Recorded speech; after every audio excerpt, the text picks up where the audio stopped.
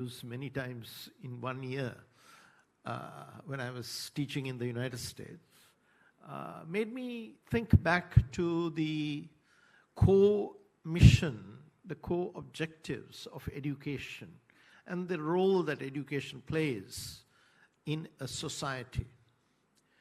So what you saw today was the handing out of a form of credential. And that we do throughout, from the ordinary O-level certificate to the advanced level certificate to the degree certificates to the NDT certificate. All these, we keep accumulating certificates. The generic term for them is credential. So even today, sometimes when we put forward a proposal for a particular research assignment from the World Bank or whoever, I get asked the question, what associations do I belong to? Right? So that shows that this is a valued and respected credential. I'm not here to talk to you about credentials. I'm here to talk about the other thing that universities do, or professional institutions, or institutions of learning, broadly defined, do. What we do is that we educate people. We improve the way they see things. We give them the ability to analyze things, to come up with new solutions. That's what we hope we do, right? So there are these two things that these institutions of learning, including professional bodies like the IIESL do. One is this credentials, and the other is actual learning.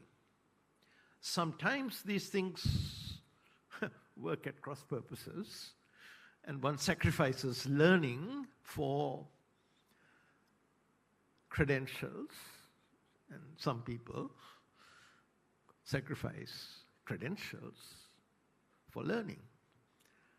Steve Jobs, Bill Gates, Mark Zuckerberg have sacrificed credentials for learning. Works both ways. But my purpose here is to talk about learning and how learning has changed in these our times.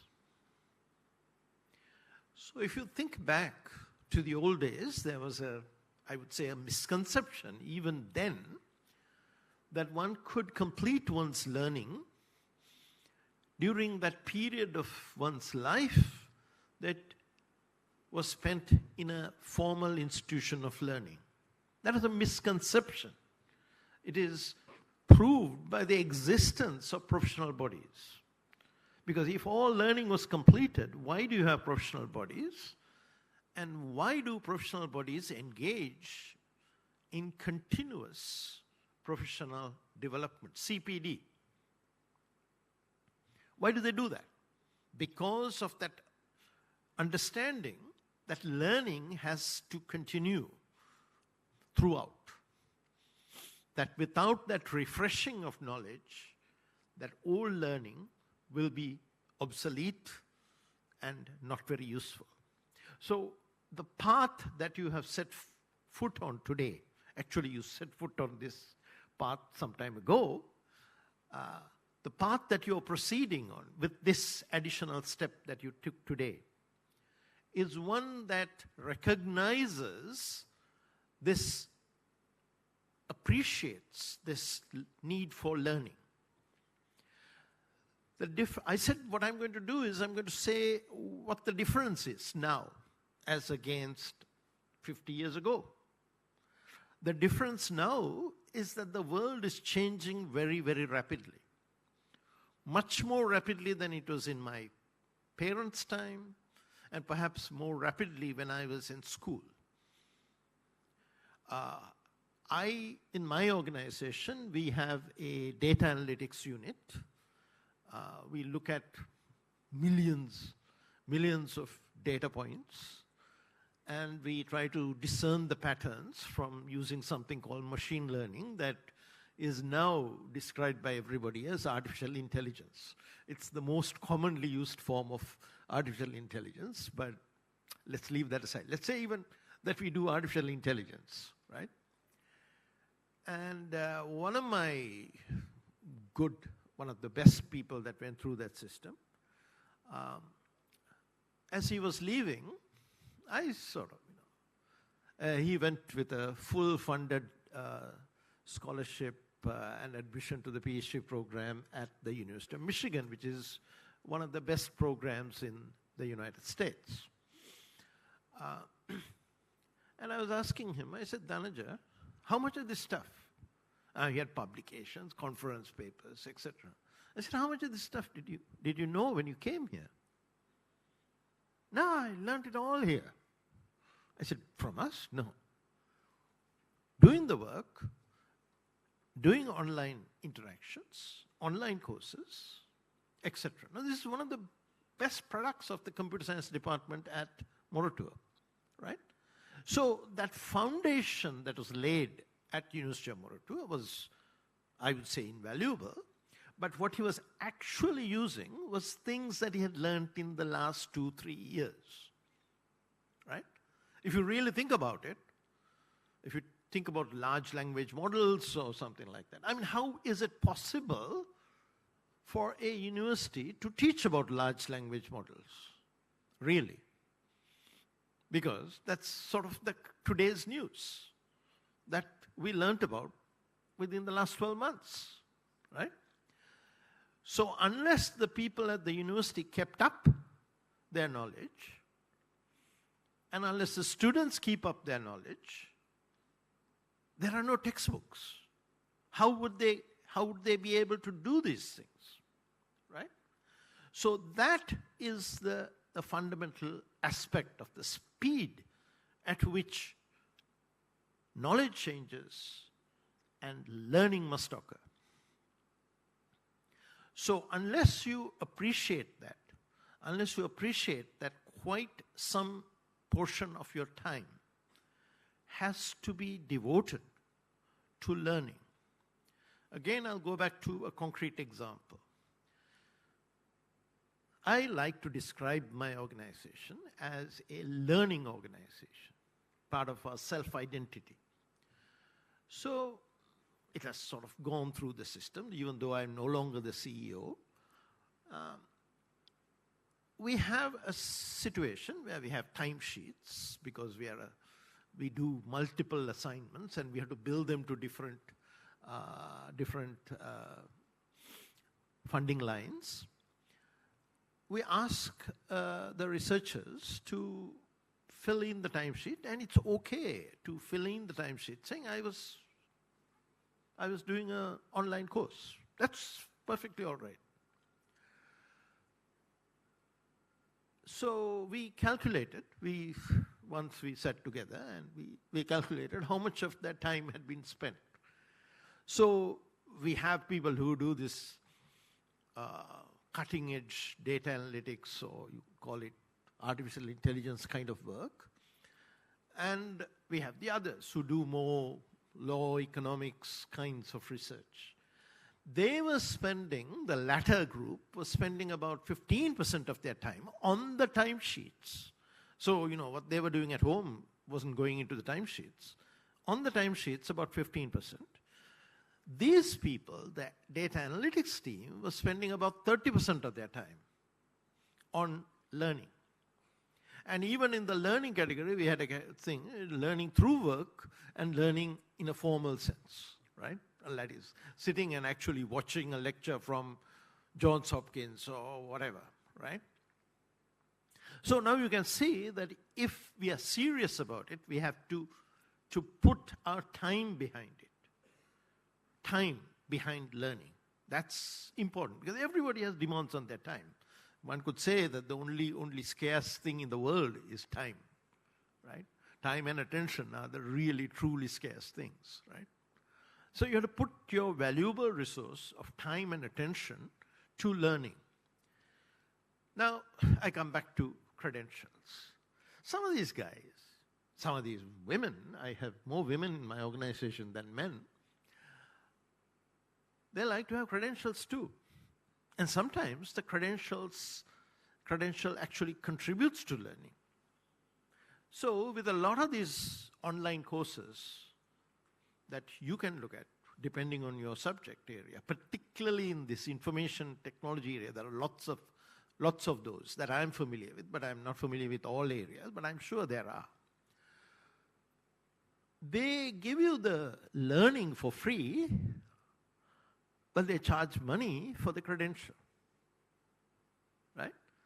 And even though our currency has been so-called, appreciating these days, you know that it's still a bit of a bite to send dollars for a certificate, right? So what do? My organization, depending on the situation, we pay for the certificate as well, for the credential. So they have to write an exam, they have to be assessed, etc., whatever happens. We pay. Why do we pay? Because I began this by talking about you, the members of the IIESL, the freshly minted associate and full members, right? You know that these certificates are personal to you. You can take them with you. You can take them for the rest of your life. You can take them to Qatar. You can take them to Australia. I keep thinking that Sri Lanka is actually providing development aid to Australia rather than Australia giving Sri Lanka development aid these days, right? You can take this with you, right? This investment that the state, the public, you yourselves, your parents has put into your learning, you can take it with you. These credentials are personal. So according to that logic, me being a hard, you could say a kind of tough economist, I should say, they get the benefit. They should pay for it. We don't do that. Why? Because we also benefit. They benefit, it's true. But if they are not incentivized and motivated to learn and to do this, to be oriented in this manner, we suffer. So it is in our interest to go into a partnership with them, to support them, because we appreciate, what we want is learning, right? But if, as I said, in order to get the objective of learning, if credentials help, so be it. So let me conclude by talking about how all this could translate into benefits for our country or any other country for that matter, right? These two things that the enterprise of education provides, credentials and learning, right? How do these things go together? One of the things I found, I had some doubts about doing my PhD. What is a useless thing, right? And one of my old professors, an old gray-haired guy, like me now, but then, says, Rohan, this is like the membership card to a club. You get it. You're in. Once you're in, you can do what you want. You don't necessarily have to do what you did in the last 3 years or what you do in the next few years. You don't necessarily have to do that. Once you're in, you can do anything you want. And that's what I've done. So the point is that if you don't have credentials and the country and the organizations are not sensible enough to recognize a person's knowledge, a person's value, a person's ability to do things. My wife, who was once the Director General of the Tertiary and Vocational Education, used to tell me about the test that they used to apply. What do you know and what can you do with it? The ability to do things with knowledge. Unfortunately, in our educational system, overall, that doing part is somewhat weak. I think the people here are mostly doers, and that's why I have respect for the engineering technology field, and all the people I have interacted with that people, not only know, but they can also do. So, but to do in this modern, complex, science-based world, we have to know. Otherwise, we'll be blundering about and maybe even causing damage. So you have to know and then do. So, how do the two things come together? I began by talking about the two things, and I'm going to end by talking about the two things. If your credentials are not respected, and what I mean by respected is something very, very simple, which is, what do they write in the position advertisements? That's where the rubber hits the road, right? If whatever they write there is what allows you entry to that next step, that next position. And if you are not allowed to go there because of some wrong conceptualization of what credentials are, that it has to be this kind of credential, not that kind of credential. Now, I could tell you, in an ideal world, the ideal world is located in, let's say, Google, which is one of the world's leading companies. They actually don't look at certificates anymore. They have their own testing schemes, and that's how they accept employees. Long, complicated interviews, tests. They don't care about other people's assessment, right? You may not have got a first class, who cares, right? But we are not living in that world. We are living in a different world. So in our world, the credentials must be respected. And they must be of good quality. So we can't say, oh, we got this kind of credential, it must be accepted. No, we must have the conversation, we must persuade people, we must engage with policymakers to ensure that our credential, the credentials associated with the people in this room are accepted, but not only that they are accepted, but they are unique and of high quality. And it's the responsibility of institutions like the IIESL to keep a laser focus on quality, ensuring that knowledge is upgraded, that your CPD programs of the highest quality, they're not just tick boxes. Because if you lay that foundation to make that a high quality credential, then it's much easier to go the next step and ensure that the credential is given the respect it deserves. So if you don't have the credentials, you will not be, or if your credential is not accepted, you will not be in a position to actually mobilize and use that learning that you are going to go through. And who would be the loser? Those organizations would be losing, and most importantly, our country, well, maybe some other country too, our country would be the loser. And at all these ceremonies, I hear the national anthem. For 75 years, we've been hearing this national anthem. Ubhave apavidya, ubhave apashakti. Has it happened? It won't happen unless we do our bit. And we are given the opportunity to do our bit. We do our bit through learning and doing, and we are given the opportunity to do. If we are not allowed to do, we can't contribute. So that's the thought I want to leave with you. Thank you very much for inviting me and letting me reflect on these matters. And I want to congratulate all of you, all the full members, associate members, their family, their supporters, for having embarked on this journey. And I hope you will contribute to the economy and to our country and to yourself. Don't forget yourself and to yourself from this journey that you have undertaken. Thank you very much.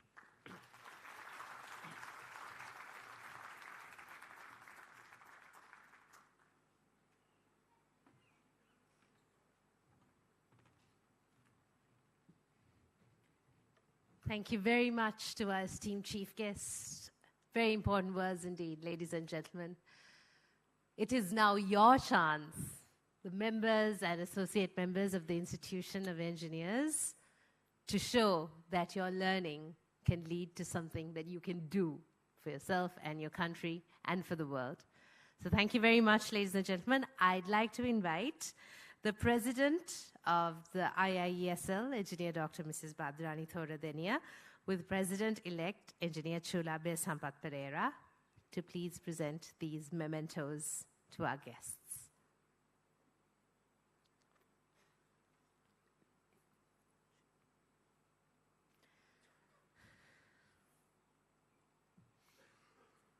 As a big thank you for being present here today, accepting our invitation, and also being here to cheer you on and celebrate as members, associate members of the Institution of Engineers of Sri Lanka. We'd like to present this token of our appreciation to our chief guest, Professor Rohan Samarajiva. I'd also like to invite our guests of honor, Professor H.G.P.A. Ratnavira,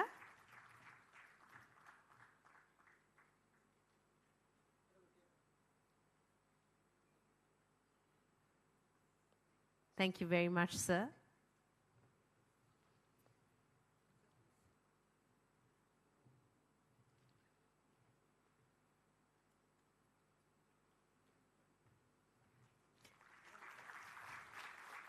And also our guest of honor, Mr. Atauda Senavaratna.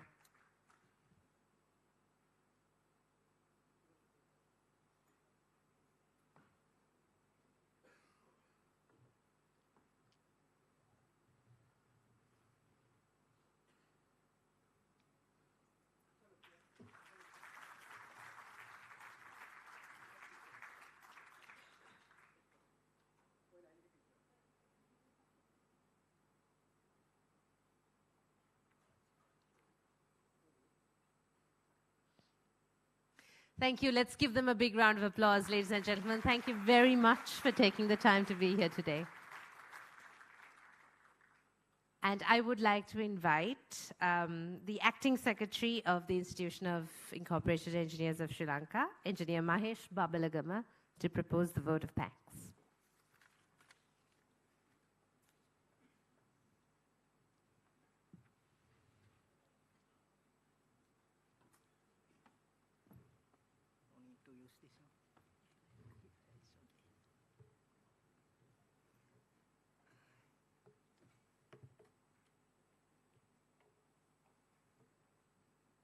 Good morning.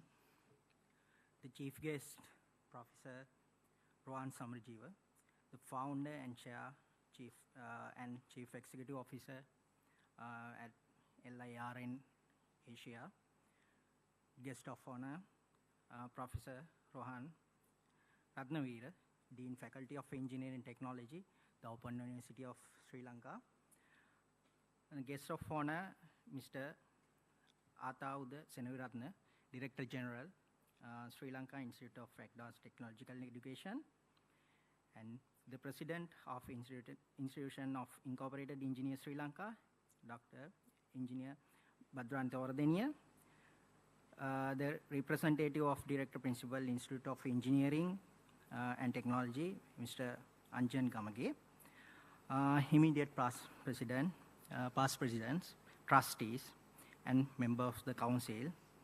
Ladies and gentlemen, it is with great pleasure and honor that I stand before you today to extend my heartfelt gratitude on behalf of the Institution of Incorporated Engineers Sri Lanka for being part of this remarkable membership award ceremony 2024. First and foremost, I would like to extend our sincerest gratitude to our distinguished chief guest, Professor Rohan Samarajiva, for gracing us with your presence today. It is real pleasure to have you today as a guest of honor. And our sincere thanks goes to Vice President.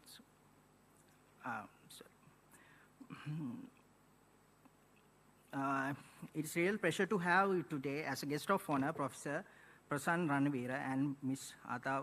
Athavuda Senratna for this event. Also, I would like to convey my gratitude to Mr. Arjun Gamage, the representative of the Institute of Engineering Technology.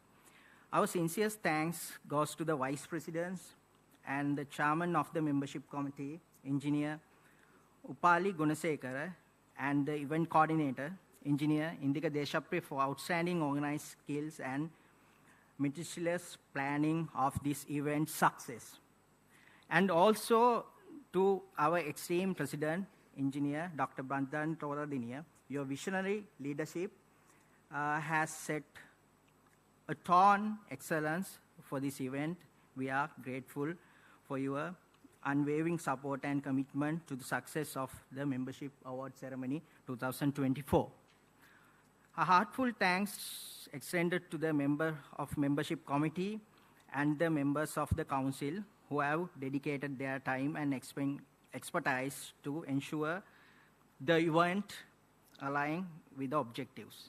A special mention goes to our past presidents whose continued guidance and support have laid a solid foundation for the success of this event.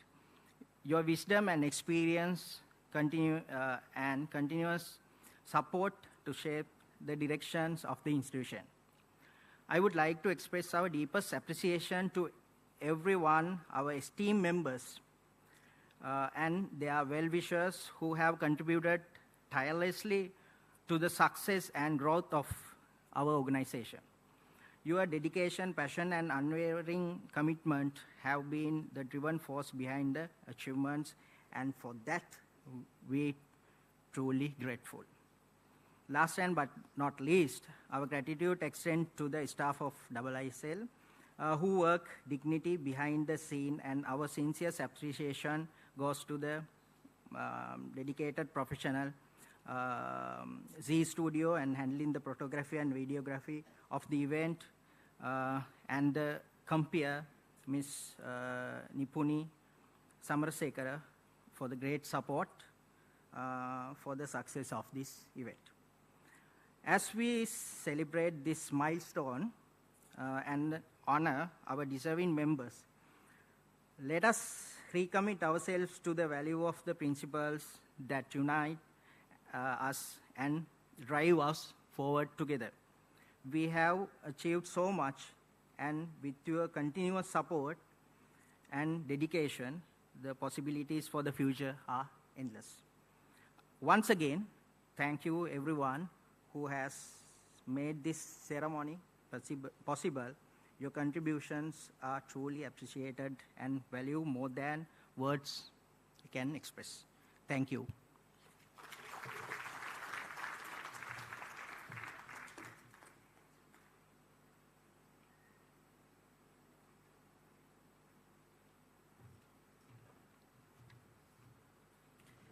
Thank you very much to the Acting Secretary, Engineer Mahesh Babalagama. Ladies and gentlemen, this brings us to a close of this ceremonial event. I'd like to invite everyone for refreshments, but please do rise as our chief guest, our guests of honor, and our invitees are escorted out of this hall, and you may then join us for refreshments in the lobby. Thank you very much. Have a good day, and well, congratulations to all the members for their achievements, and good luck in your chosen profession. Thank you.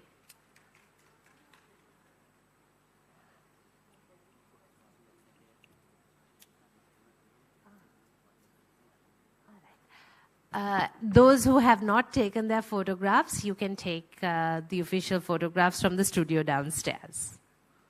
All of those of you who haven't been able to take your photographs, the official portraits.